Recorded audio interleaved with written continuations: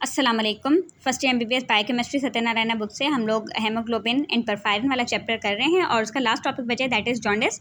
तो ये टॉपिक करने के बाद ये चैप्टर इंशाल्लाह हमारा कंप्लीट हो जाएगा। ठीक है, अब सबसे पहले समझते हैं जॉन्डिस होता क्या है। तो जॉन्डिस को हम लोग एक कंडीशन कहते हैं या साइन कहते हैं। ठीक है, सिम्टम कह लेते हैं, इसको हम डिजीज़ नहीं कहते।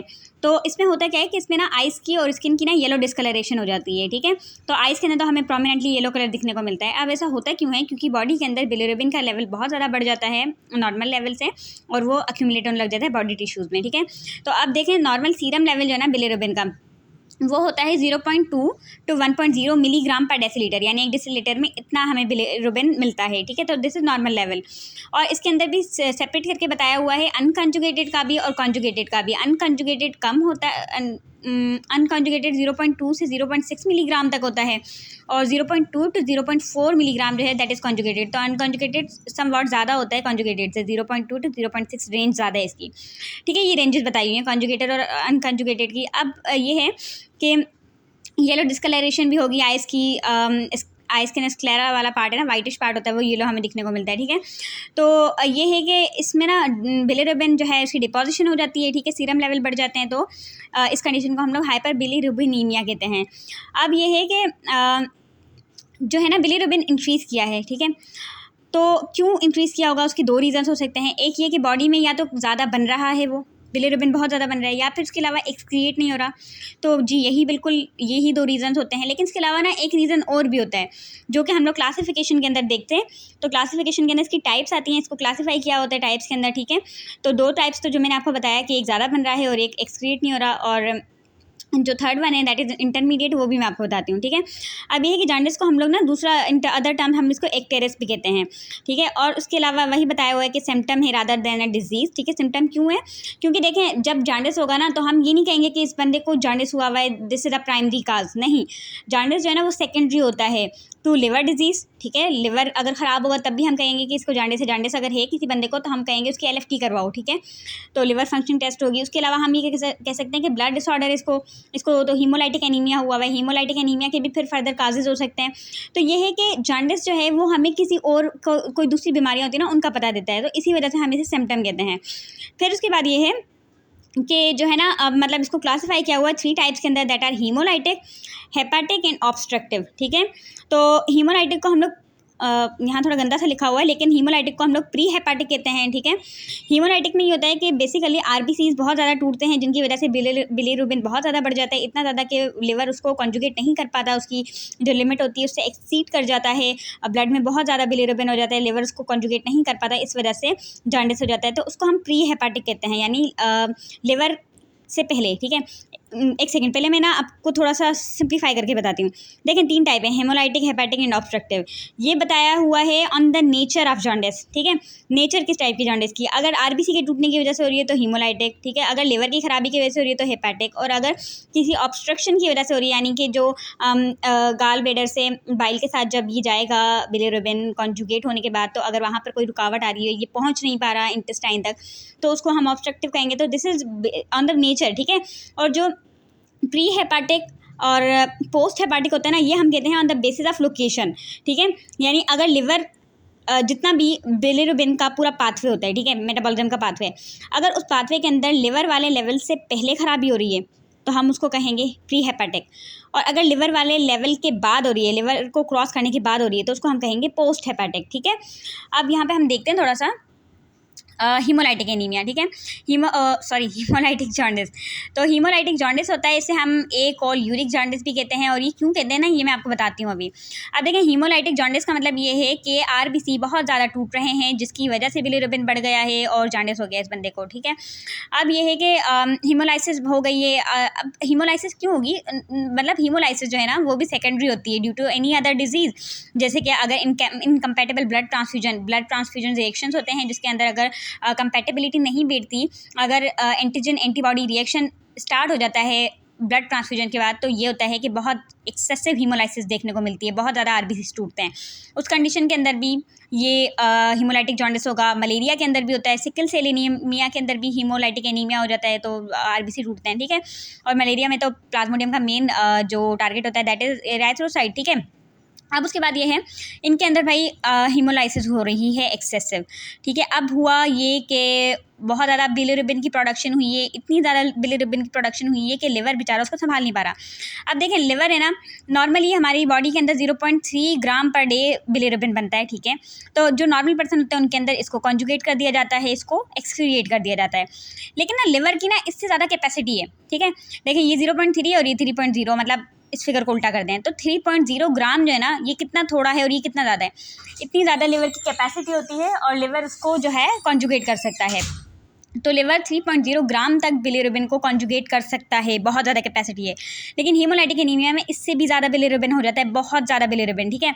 तो लिवर बेचारा नहीं कर पाता और इस वजह से क्या होता है कि होता ये है कि बिलिरुबिन की बॉडी के अंदर बहुत ज़्यादा एक्यूमुलेशन स्टार्ट हो जाती है, ठीक है।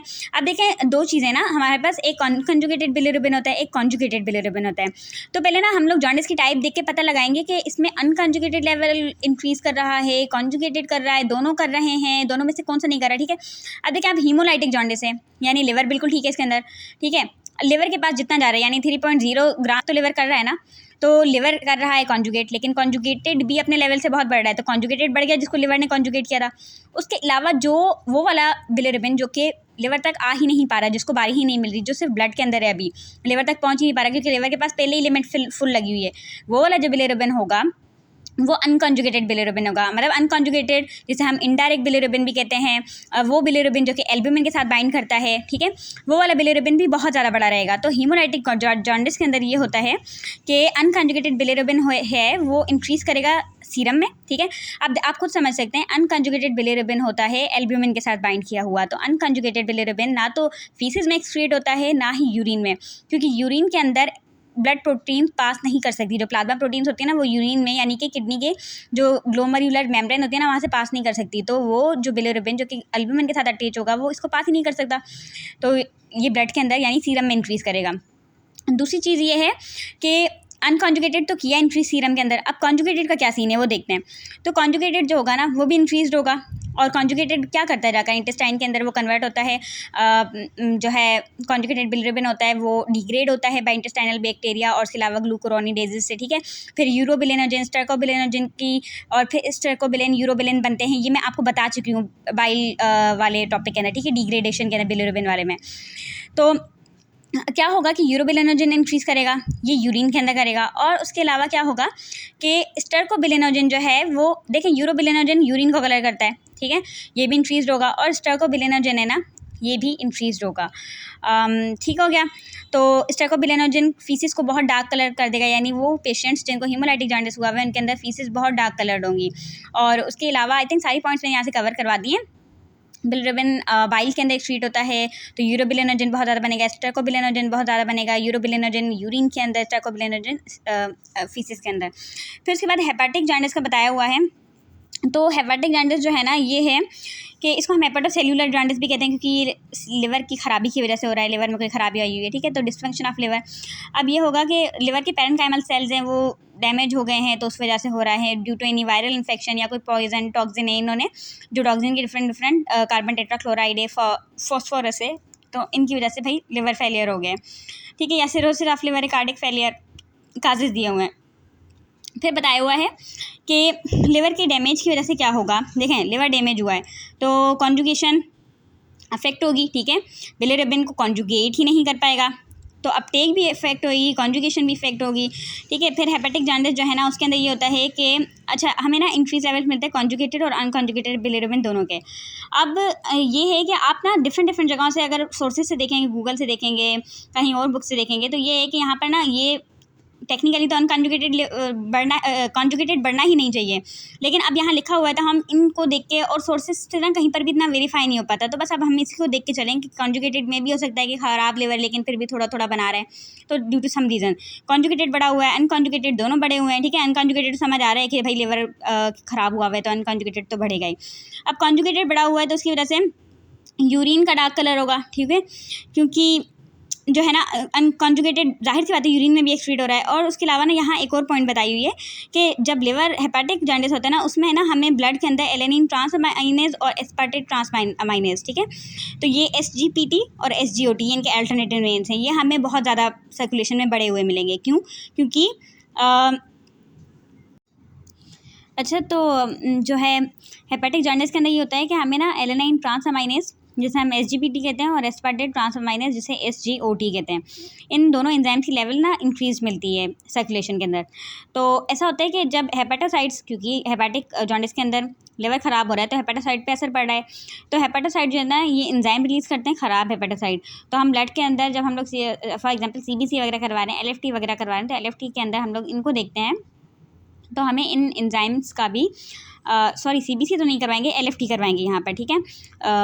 तो LFT के अंदर हमें इन एंजाइम्स का जो है कंसंट्रेशन जो है ना वो इंक्रीज मिलेगी। ठीक हो गया। फिर उसके बाद ये है कि अच्छा यहाँ पे लिखा हुआ है कि पेशेंट जो है ना वो पेल या क्ले कलर्ड स्टूल, ठीक है, यानी कि इसे हम कह सकते हैं कि वैसे तो ब्राउन कलर का स्टूल होता है ना, तो यहाँ पेल यानी कि कलरलेस, कलर ना होना। अब ये हम लोग बात समझ सकते हैं कि कॉन्जुगेटेड बिलिरुबिन जो है लिवर के ख़राब होने की वजह से कॉन्जुगेटेड जो है वो अपने डेस्टिनेशन तक नहीं पहुँच रहा और इस वजह से जो है फीसिस को कलर नहीं दे पा रहा। पर ऊपर एक जो पॉइंट दिखी थी कॉन्जुगेटेड वाली, दैट इज़ समथिंग वेयर, तो हम उसको इग्नोर करते हैं और इसी कॉन्सेप्ट के साथ चलते हैं कि कॉन्जुगेटेड तो बन ही नहीं रहा होता ना, तो वो फीसिस को या स्टूल को नहीं दे पा रहा होता उसका कैरेक्टरिस्टिक कलर। और जो है क्योंकि ये देखिए यहाँ पे बताया हुआ है एब्सेंस ऑफ स्ट्रेकोबिलिनोजन, तो स्ट्रेकोबिलिनोजन नहीं है तो वो स्टूल को उसका कैरेक्टरिस्टिक कलर नहीं दे पा रहा। दूसरी बात ये है कि नोजिया, एनोरेक्सिया वगैरह जो है ना वो भी हमें देखने को मिलता है पेशेंट को, ये भी कुछ कॉम्प्लिकेशंस होती हैं, कुछ प्रॉब्लम्स होती हैं। उसके अलावा ऑब्स्ट्रक्टिव जॉन्डिस जिसे हम रिगर्जिटेशन जॉन्डिस कहते हैं या पोस्ट हेपेटिक जॉन्डिस कहते हैं, तो इसके अंदर ये होता है कि बाइल डक्ट है ना, देखिए बाइल जो है ना गाल ब्लैडर से जाएगा इंटेस्टाइन तक, तो बीच में बाइल डक्ट आएगी, तो बाइल डक्ट के अंदर अगर कोई ना कोई रुकावट आ गई है जिसकी वजह से बाइल नहीं जा पा रहा है इंटेस्टाइन तक, तो इसको हम कहते हैं ऑब्स्ट्रक्टिव जॉन्डिस, ठीक है। तो इसके अंदर भी देखें बॉडी से तो एक्सक्रीट नहीं हो रहा ना, तो अल्टीमेटली बिलिरुबिन इंक्रीज ही कर रहा है, इधर इट इज़ कॉन्जुगेटेड और अनकॉन्जुगेटेड। तो अब ये होगा कि ऑब्स्ट्रक्शन किस वजह से हो रही है, तो ऑब्स्ट्रक्शन जो है वो हमारी गाल स्टोन की वजह से भी हो सकती है, ठीक है। गाल स्टोन हो गया है, जो बाइल डक्ट उसमें गाल स्टोन हो गया है, और उसके अलावा कोई ट्यूमर वगैरह हो गया तो उस वजह से भी, ठीक है। अब उसके बाद है कि हमें ना कॉन्जुगेटेड बिलिरुबिन सीरम में इंक्रीज मिलेगा, क्योंकि लिवर ने तो कॉन्जुगेट कर दिया, अपना काम कर दिया, लेकिन अब अगर एक्सट्रेट नहीं हो रहा तो उसमें लिवर का क्या कसूर है, तो वो कॉन्जुगेटेड जो है बाइल डक्ट से वो क्या होगा कि वो ब्लड के अंदर अब्जॉर्ब होना स्टार्ट हो जाएगा और इसलिए सीरम के अंदर इंक्रीज कर जाएगा। उसके अलावा यहाँ पर एक और चीज़ भी है कि यहाँ पर ना हमें इनकी LFT के अंदर अल्कलाइन फॉस्फेटेज जो है ना वो इंक्रीज मिलेगा। तो अगर हमें अल्कलाइन फॉस्फेटेज इंक्रीज मिल रहा है तो हम कहेंगे कि ये this is case of obstructive jaundice, ठीक है। तो अल्कलाइन फॉस्फेटेज इंक्रीज है, और उसके अलावा जो है क्योंकि बाइल डक्ट जो है ना उसके डैमेज्ड सेल्स, अगर कहीं पर भी हमारी बॉडी में एक नॉर्मल फ्लो है, कहीं पर भी कोई रुकावट हो रही है तो वहाँ 100% इन्फेक्शन हो सकता है, वहाँ डैमेज होगा एनी हाउ होगा। अब यहाँ पर डैमेज है ना सेल्स के अंदर बाइल डक्ट के, तो इसीलिए यहाँ पर जो है अल्कलाइन फॉस्फेटेज जो है वो बहुत ज़्यादा जो है यहाँ सीक्रेट होगा और वो हमें LFT में मिलेगा। उसके अलावा ये देखें कि डार्क कलर्ड यूरिन होगा, यूरिन डार्क कलर का होगा क्योंकि जो है कॉन्जुगेटेड है दैट इज़ सॉल्यूबल, कॉन्जुगेटेड होता है ना वो सॉल्यूबल होता है, तो वो यूरिन में एक्सक्रीट कर सकता है, तो इस वजह से डार्क कलर्ड यूरिन होगा। लेकिन जो है ऑब्स्ट्रक्शन है जिसकी वजह से अगेन कॉन्जुगेटेड अपने लेवल तक नहीं पहुंच रहा और इस वजह से वो फीसिस के अंदर ऐड नहीं हो रहा, जिसकी वजह से कैरेक्टरिस्टिक कलर जो है वो नहीं मिल रहा, ठीक है। तो एब्सेंस ऑफ स्ट्रेकोबिलिनोजन है। फिर उसके बाद नोजिया और गैस्ट्रोइंटेस्टाइनल पेन इनमें भी होता है।